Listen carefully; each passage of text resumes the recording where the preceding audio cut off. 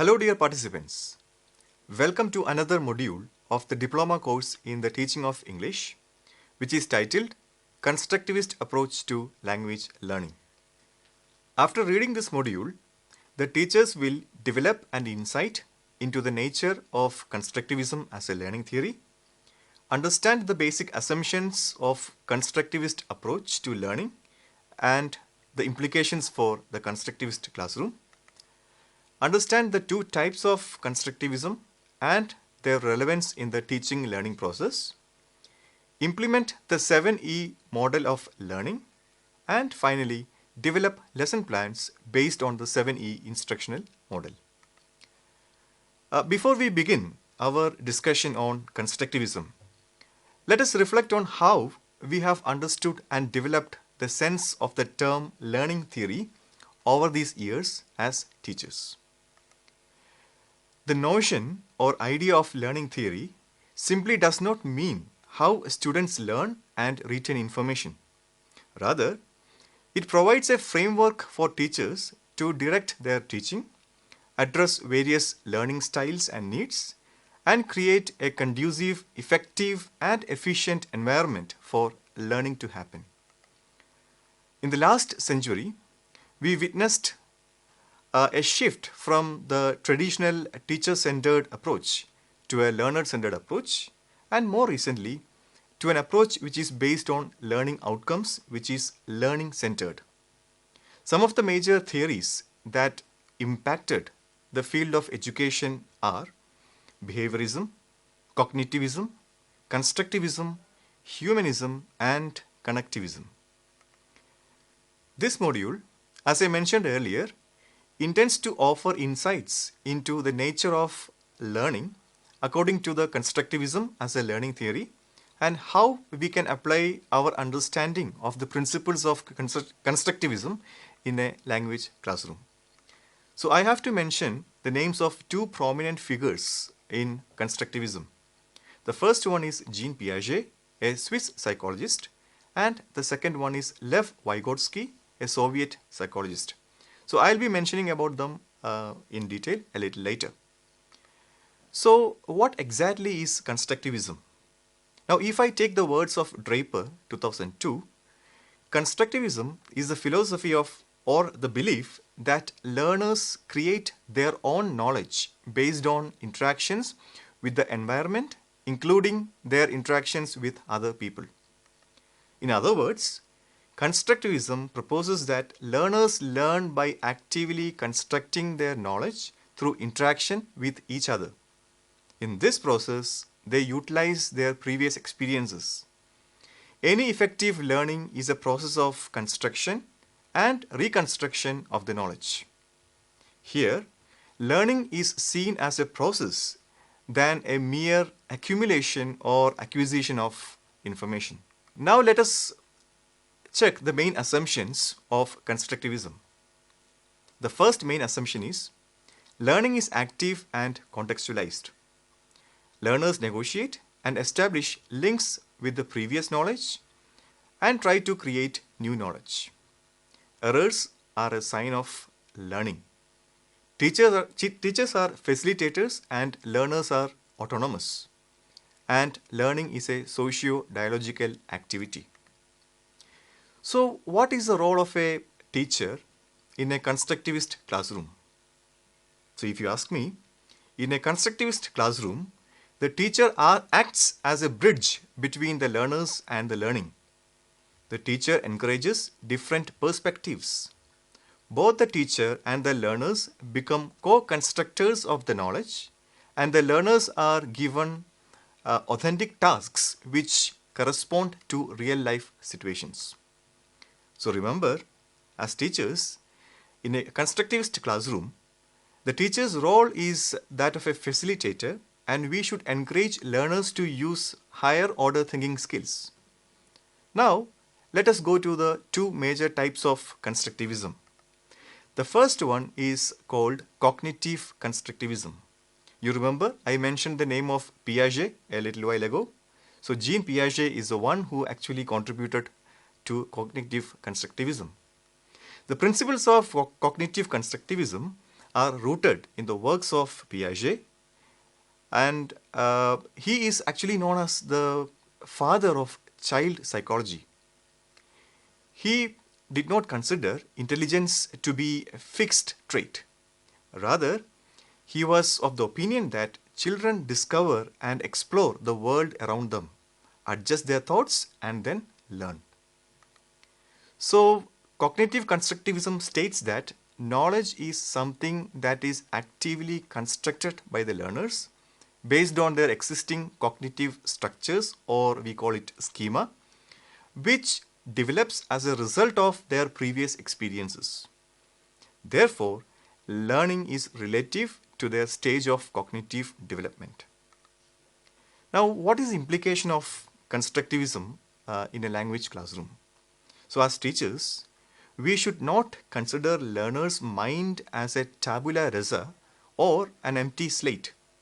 Rather, we have to understand that learners come to our classrooms with a previous set of knowledge, and this knowledge has to be effectively utilized. Learners actively assimilate and accommodate new material in their schema or their existing cognitive structures. So, our aim as teachers should be to assist and facilitate the students in assimilating this information to their existing knowledge, and also enabling them to make appropriate modifications to their existing knowledge. Now, the second main type is social constructivism. The idea of social constructivism was developed by the Soviet psychologist Lev Vygotsky. Vygotsky argued that cognitive functions originate when the child interacts with society. He postulated that the child learns not only from the environment but through the interactions with it. He based his theory on the social nature of learning, as children are born into a social world and learning comes through social interaction. Vygotsky took the cognitive theory of learning a step further by saying that knowledge is constructed by learners in response to interaction with environmental stimuli and with culture in cognitive development. He believed that language and culture both plays an essential role in human intellectual development. Vygotsky took the cognitive theory of learning a step further by saying that knowledge is constructed by learners in response to interaction with environmental stimuli and with culture in cognitive development. He believed that language and culture both plays an essential role in human intellectual development. He distinguished between the two levels of learning, which are the actual level and the potential level. The level of actual development is the level of development that the learner has already reached and is the level at which the learner is capable of solving problems independently. Whereas, if you see the level of potential development, it is also called as zone of proximal development, or ZPD, is the level of development that the learner is capable of reaching under the guidance of teachers or with the collaboration with peers. Now, what is the implication of social constructivism in the classroom?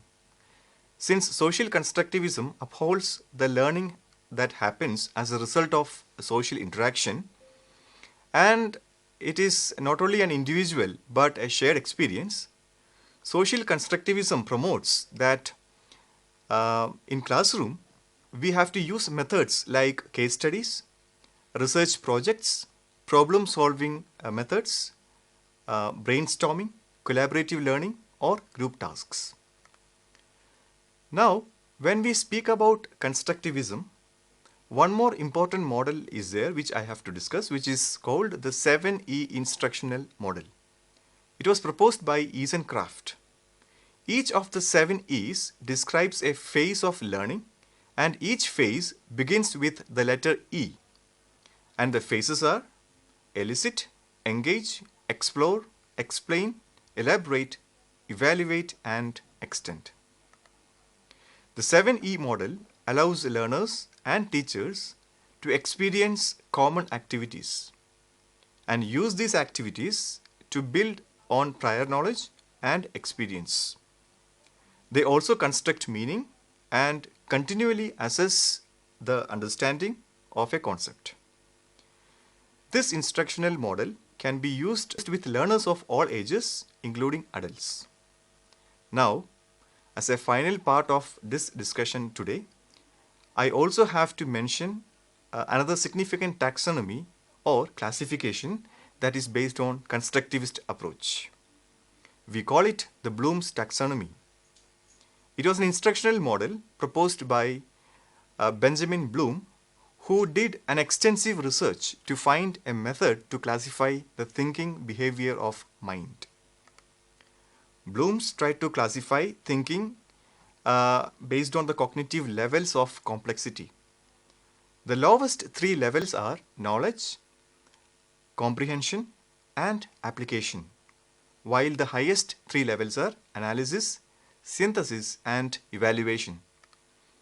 Later, a new group of cognitive psychologists led by Anderson, a former student of Bloom, revised this taxonomy, and it was referred to as the BRT or the Bloom's revised taxonomy.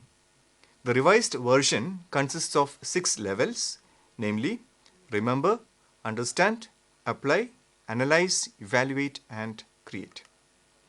This taxonomy acts as a very important pedagogical tool for teachers to design their course outcomes and lesson plans. Moreover, assessment questions may also be framed based on this cognitive and knowledge domain. So, to sum up, in this video, we discussed the notion of constructivism as a learning theory, the two major types of constructivism, which is cognitive and social, and their implications in the language classroom, the 7E instructional model of learning based on the constructivist philosophy, the Bloom's revised taxonomy, and the various knowledge dimensions of the cognitive levels. And with that, we are coming to the end of the video. Thank you so much for watching and wish you all the best with the modules on constructivism. Thank you.